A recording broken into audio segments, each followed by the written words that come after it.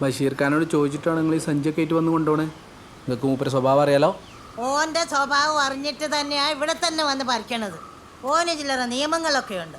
ഓനോട് ചോദിക്കാണ്ട് ഓൻ്റെ പറമ്പിൽ നിന്ന് ആരും ഒന്നും എടുക്കരുതെന്ന്. വേറെ ഒക്കെ ചോദിക്കാണ്ട് എടുക്കുന്ന സ്വഭാവമേ എനിക്കുള്ളു.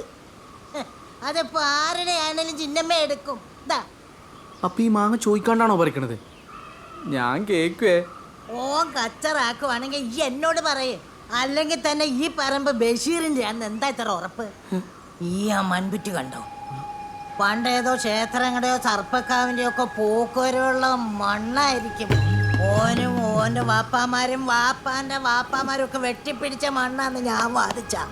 അല്ലാതെ തെളിയിക്കാൻ ഓനെ കൊണ്ടാവോ? ആവോന്ന്? ബഷീർ ഖാൻ്റെ വല്യാപ്പ എന്ന് പറഞ്ഞാൽ ഇന്ത്യയും കൂടെ വല്യാപ്പല്ലേ? എളാപ്പ മൂത്താപ്പ മക്കളല്ലേ ഞങ്ങള്.